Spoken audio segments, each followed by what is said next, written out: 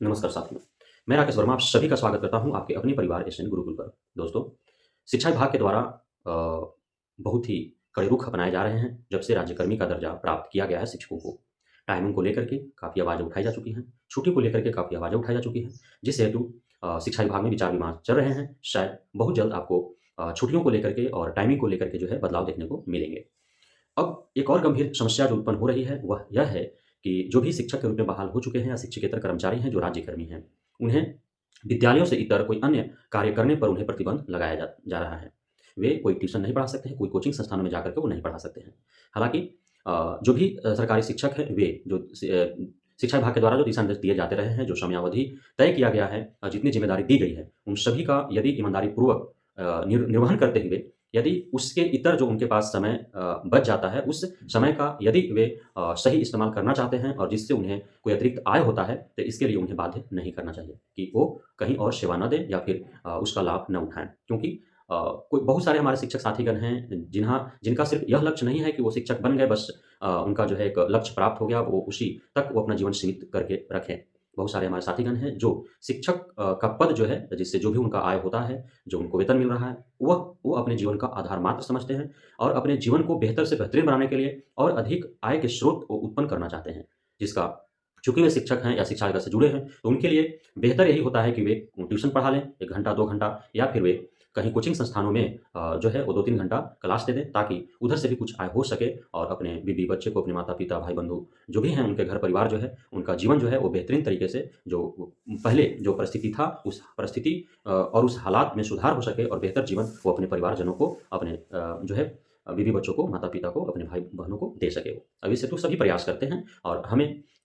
ऐसा मानना है, हमारा ऐसा मानना है कि यदि किसी व्यक्ति के अंदर कोई गुण है, यदि उसके अंदर योग्यता है, वो इतना काबिल है कि उसका लाभ समाज के लोगों को मिल सके। क्योंकि कोई शिक्षक जो है वो जिस विद्यालय में जा रहा है, यदि वो बहुत ज़्यादा काबिल और योग्य है, उस विद्यालय में पढ़ने वाले बच्चों को ही सिर्फ़ उसका लाभ मिल पाएगा। लेकिन वही शिक्षक उस विद्यालय से इतर यदि कोचिंग संस्थानों में पढ़ाता है, ट्यूशन देता है, तो दूसरे विद्यालय में पढ़ने वाले बच्चे भी उसके ज्ञान, उस विभिन्नता, उस कुशलता को लाभ ले सकेंगे।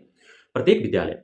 जो है, वहाँ के सभी शिक्षक जो हैं, वो योग्य नहीं हैं और सभी जो उस विद्यालय में पढ़ने वाले जो विद्यार्थी हैं, वो उस विद्यालय के सभी शिक्षकों से संतुष्ट भी नहीं होते हैं। कुछ शिक्षक हैं जो अपने विषय में वो माहिर होते हैं और वो अपने बच्चों को संतुष्ट कर पाते हैं, लेकिन कुछ नहीं होते हैं। तो जब वो बच्चा किसी अन्य विषय में यदि वो संतुष्ट नहीं हो पा रहा है, उसे वो चाहता है कि उससे और बेहतर उसे शिक्षक मिले, बेहतरीन तरीके से पढ़ाया जाए, तो उसके लिए कोचिंग संस्थान ही एक स्थान है, जहाँ पे जो है कई विद्यालयों के क्योंकि जो कोचिंग संचालक होता है, वह जो है अपने कोचिंग संस्थान में प्रत्येक विषय का शिक्षक ऐसा देना चाहता है, जो सबको संतुष्ट कर सके और अपने विषय में वो माहिर हो, विषय विशेषज्ञ हो।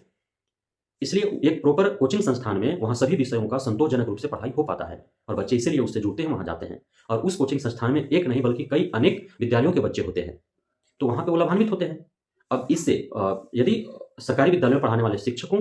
के इस अधिकार, इस अवसर को यदि कुचला जाएगा, उन्हें प्रतिबंधित किया जाएगा कि आप सिर्फ़ जिस विद्यालय में वहीं पढ़ाएँ, तो उससे दोनों तरफ नुकसान होगा। एक तरफ कि उस विद्यालय में पढ़ने वाले बच्चों का प्रत्येक विषय जो है, वह संतोषजनक तरीके से उन तक नहीं पहुँच पाएगा और दूसरा कि जो शिक्षक के अंदर जो गुणवत्ता है, जो कुशलता है, जो योग्यता है, जिसका लाभ उस विद्यालय में पढ़ने वाले बच्चों के साथ-साथ अन्य विद्यालयों के बच्चों को भी मिलना चाहिए, वो नहीं मिल पाएगा और साथ ही जो शिक्षा का लक्ष्य है कि सिर्फ़ जो 35,000, 40,000, 50,000 जो सरकार दे रही है, उससे यदि उसका जीवन रूपी गाड़ी यदि सही तरीके से नहीं चल पा रहा है क्योंकि बहुत संघर्ष होता है जीवन में, कुँवारी बहन का शादी का जिम्मा, छोटे भाई का पढ़ाई का जिम्मा, यदि शिक्षक बन गया है तो चाहता है कि उसका छोटा भाई जो है, उससे भी अच्छा किसी पद को प्राप्त कर सके और शिक्षा कितना महँगा है, आप सभी इसको अवगत हैं। शादियाँ कितना महँगी हैं, यदि किसी का कुँवारी बहन है, 2-3 उसका शादियाँ करने में कितने खर्च हैं, ये भी आप अवगत हैं। यदि उसका बूढ़े माँ-बाप हैं, उसके दवाई में कितना खर्च है, उसके बीवी है, बच्चे हैं, उनका पालन-पोषण में कितना खर्च है। तो सिर्फ़ उतना से जितना सरकार दे रही है, शायद उतने से वह जो है अपने परिवार का वहन न कर सके। इसलिए वह चाहता है कि हमारी बहन का अर्थात उस शिक्षक के बहन का अच्छे घर में जो है वो शादी हो सके, उसका भाई को अच्छा शिक्षा मिल सके, उसके माता-पिता को अच्छे खाना, अच्छे पोषण, अच्छे दवा मिल सके, उनका बीवी बच्चा को सही शिक्षा, सही कपड़ा मिल सके, सही तरीके से उसका भरण-पोषण हो सके, तो वह जो है उससे इतर कोई अन्यत्र कार्य करना चाहता है क्योंकि वह उसके लिए योग्य है और उसके अंदर वह मेहनत, वो लगन है, वो योग्यता, कुशलता है कि वह अपने जो शेष समय सुबह या शाम का उसके पास रहता है, उसका वो यूटिलाइज़ कर सके और उससे वो आय का स्रोत वह बना सके, आय का स्रोत उत्पन्न कर सके कि वह जो है जितना पैसा उसे सरकार देती है 9 से 5 तक के ड्यूटी में, उससे भी अच्छा पैसा वो सुबह का 2 घंटा और शाम का 2 घंटा में वो कमा सके और अपने जीवन रूपी गाड़ी को पटरी पर ला सके, बेहतरीन तरीके से वो अपना जीवन और अपने परिवार का जीवन बना सके और जी सके। तो हमें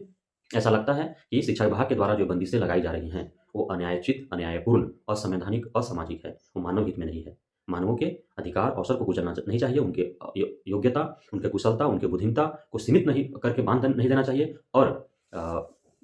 किसी व्यक्ति के अंदर जो गुण है, जो कुशलता है, जो बुद्धिमत्ता है, जो ज्ञानता है, उसका सभी को लाभ मिल सके, ऐसे अवसर प्रदान करने चाहिए और ऐसा प्लेटफ़ॉर्म कोचिंग ट्यूशन ही है, जहाँ से सभी लाभान्वित हो सकते हैं और उससे जो है सभी बच्चों को भी उससे फ़ायदा मिलेगा।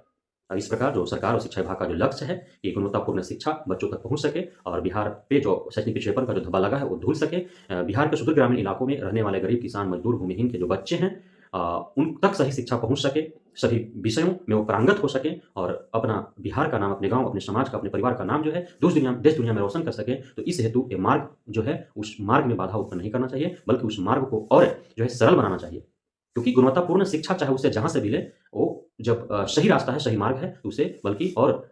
मार्ग को साफ कर देना चाहिए कि हाँ, इस प्रकार से यदि आपको शिक्षा मिल रही है, तो आप प्राप्त करें। इस प्रकार से यदि आप शिक्षा देने में अपने आप को यदि अनुकूल समझ रहे हैं, तो आप दें। एक प्लेटफ़ॉर्म प्रदान करने चाहिए। तो हम उम्मीद करते हैं कि हमारी द्वारा उठाए गए मुद्दे और कही गई बात से आप संतुष्ट होंगे। कुछ कमियाँ, कुछ गुण, कुछ दुर्गुण होते हैं। इससे कुछ फ़ायदे और कुछ नुकसान हैं, लेकिन जब नुकसान से अधिक फ़ायदा हो तो वो काम करना चाहिए। हमें मालूम है कि सरकारी विद्यालय में पढ़ाने वाले जो शिक्षक होते हैं, वे आप सभी को शायद ऐसा लगे कि वह चूँकि कोचिंग संस्थानों से या ट्यूशन से वह जो है अच्छा वहाँ पे वो अपना 100% देता है, लेकिन सरकारी विद्यालयों में वो 100% नहीं देता है, ताकि यहाँ पे यदि सरकारी विद्यालय में पढ़ाई सही नहीं हो तो उसी के कोचिंग में वो बाहर जाकर के पढ़े, ताकि उसका अतिरिक्त आय हो सके। ये आप सभी के दिमाग में चल रहा होगा। लेकिन सिर्फ़ एकमात्र ये कारण से यदि प्रतिबंधित लगा दिया जाए, तो फिर जो मैंने बताया, वो सारे लाभ जो हैं, सारे जो उससे जो फ़ायदे होने वाले हैं वो सारे समाप्त हो जाएँगे। तो सभी कोई जो भी कार्य कर रहा है, जिस प्लेटफ़ॉर्म के माध्यम से कार्य कर रहा है, जितना कार्य कर रहा है, सभी स्वार्थवश और लोभवश ही काम कर रहे हैं। सभी को जो है आय चाहिए, ताकि वो अपना जीवन चला सकें, क्योंकि बिना पैसा का एक कदम भी आगे बढ़ाना मुश्किल ही नहीं बल्कि नामुमकिन है। तो निस्वार्थ यहाँ कौन है? कोई नहीं है। निस्वार्थ कोई नहीं है। हर कार्य करने के पीछे उसका स्वार्थ छिपा है, चाहे वो स्वार्थ उसके पैसे के रूप में प्राप्त हो या फिर उसका प्रसिद्धि के रूप में, लेकिन स्वार्थ तो है। तो सभी स्वार्थवश ही कार्य करते हैं। इसलिए उस एकमात्र कारण को नज़रअंदाज करते हुए मैंने जो अन्य जो लाभ बताया, उस हेतु आप इस मुद्दे को, इस तथ्य को, इस बात को जो है आप हमारी मदद करें शिक्षा विभाग, बिहार सरकार तक पहुँचाने में, ताकि जो प्रतिबंधित किया जा रहा है, अवसर पर जो लगाम कसे जा रहे हैं, उससे उनकी स्वतंत्रता मिल सके। बहुत-बहुत धन्यवाद आप सभी साथियों का हमारे साथ जुड़े रहने के लिए, बने रहने के लिए, हमें इतना प्यार देने के लिए। जय हिंद।